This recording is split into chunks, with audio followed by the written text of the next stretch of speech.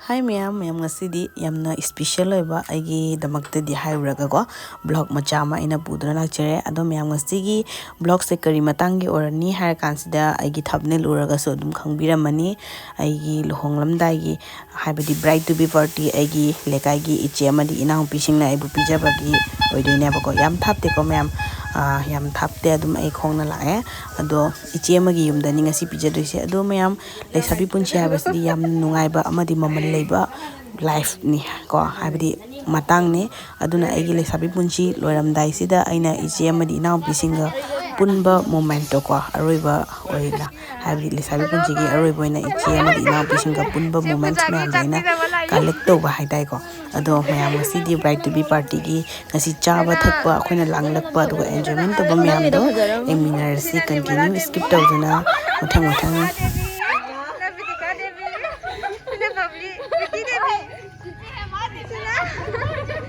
Sina kisna kaya sina bright yo Allah group nam sila je kisna chiche hama hi dro hi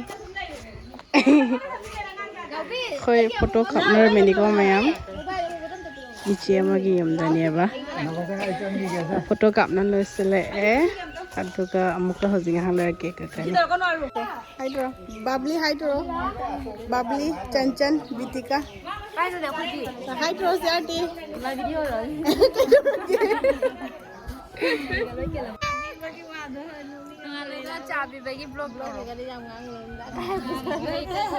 kana na video to bini mo no oi matam da nei na ne bota ke sali duga to holo ai sali de na na hare ite de to holo moi ta su lu kai no na engon da ulei do hai dai hai kai nei ke no whispering ba piro kai no se ja ngai phana layu ngai jai phana khana chaina da na punsi ro chaina da na oi jaro le sabi ki posai ko ata ata ko piro ko ako du madi pami kai rani ama baton ga punna rani ama khara jamna baton na rani punna adu di lohong ma set pa jare Agase, leisabi ngeloi masak phajaba na tani. Leisabi masak phajabi gona gargi. Khalak li tak. Li de hai karai ro li ga.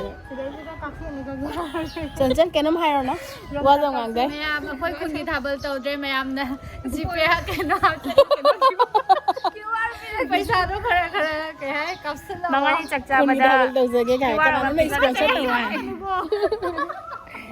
No na kari board ni ai gi hadi order board wa ka haring ba message to haro ke hai ga no habalama to ba jana ba paisa ma pibira mo suna ba mangai chakcha bada adu wang khai phi amam sabi gi gi to wang khai phi yam de khoi gi maning la ka sabi yam de kam oi ge si khala tani khoi si khak tani do me message se message se hadi board na ai gi youtube se ko na video ega ka na wanda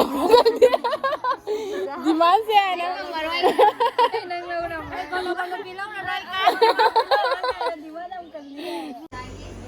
Hozi ma'am akhoi chak hinjang thongba loisele aduga ichi amana chak khai khona amama haidi mathelu ko yeli aduga ichi amana nga thongba du kana hap khona tawi akhoi charam dai gi kana haidi chak hinjang yenari haidai ko aduga hoji chabai mo dum mathang ulage engminersi ma'am saksana ke tawi hozi akhoi pusula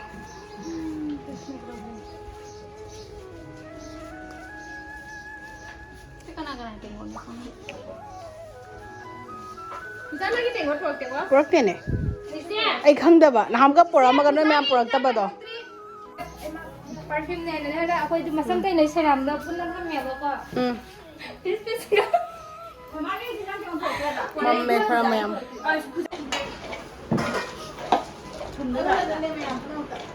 khang gi sanu na nabi pham da lo chan hai ta rong ne oi sarang dai gi ma'am oi hai ta roi nang su khung biao da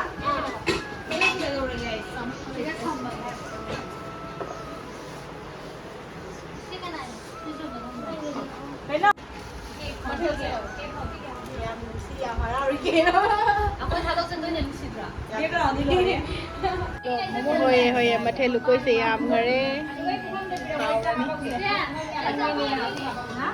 ꯆꯥꯕꯩ ꯂꯥꯡꯅꯔꯤ ꯃꯌꯥꯝ ꯆꯥꯔꯝꯗꯥꯏꯒꯤ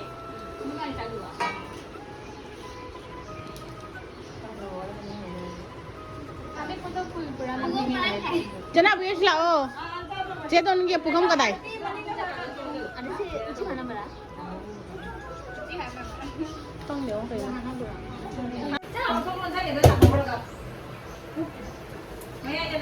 Budika.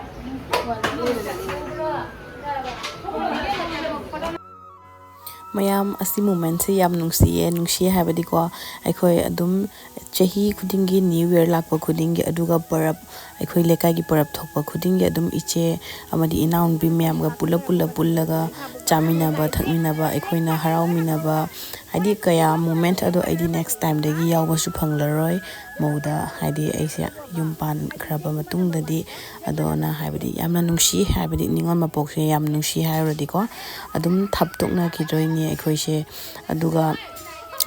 aduga hojikti yam toina su akhoi unabasu phanglaroi nongphadok aina yumda ipam maige da lakpa matamda dum iche na bising unage mangai ko yam nungsi da mayam hairodi ko aduga nahan khaidi akhoi new year gi bhandra chana bado ngasi di agi bride to be gi party oina chare ko haidi karamba step tagi kari step yori hojik habri tambangam de ko adoni mayam akhoi se dum chauslakpa habado dum chausla mare adum matam siju hokiba khanghode piklingai dadi moiga pulap school chatmina na sanamina na aduga hojik na amuka yum palamdai gi akhoi asumna hadi chaka chamina ba moment se ko hadi yamna precious ni hai gadra Rồi mẹ, hồi có lấy phèn mấy cái thật là cái xe mẹ này đi đâu rồi nó hay. Ina pi mẹ nó có lấy phèn mà che mẹ. Ai xí rồi đó. Anh còn đâu đi giàu hơn đấy, mỗi na. Mà che hết chắc khi rồi đấy na. Xí là khoái để ăn ngang đi giàu đi xí cái.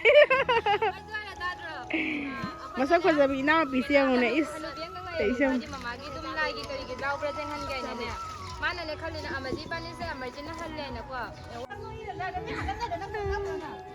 silam lagi noi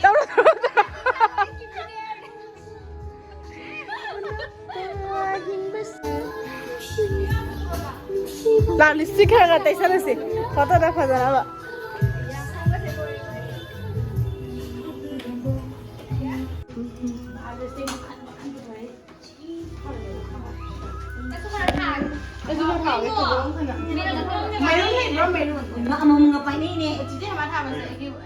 aduga cake amdagi lipstick te sinari ne ba photo video da khra mangan thokna bright oina una baina asini myam leisabi nupi macha haiba sidi ko ke bana wase pamgada bane akhoi puna mag lipstick khra te seline ba ko ngasai jaba thakpada loi kok thok khara ba ko khare haina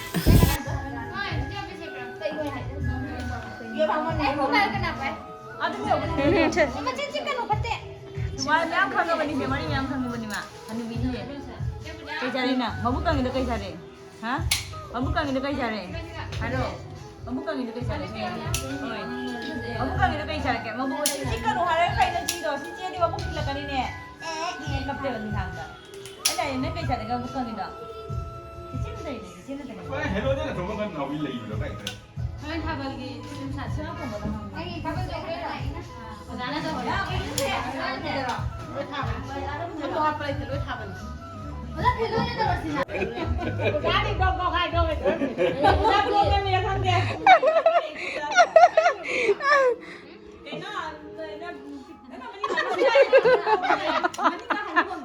yam ba ji che puja phaman la mai ai da sa sa to ro pada tôi thấy giờ Mani kay ka na mani anga ka ba ke kina bu ji ni angang tum ra bo angang Pero kung daw din eh, sari ko ram jam mo daw.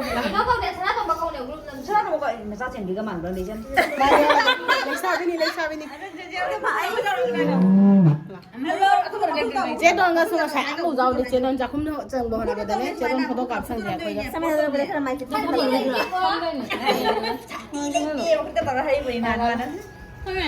짜르데.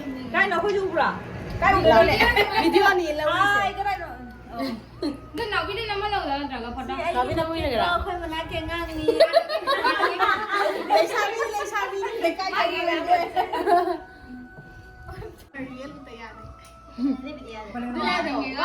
sao không có câu đi phở vậy ngang như này tôi đi nó đâu có đâu có ra này nó rất là hay là video nằm bạn video mà là đem lao mà sao đang đi không có đi ngang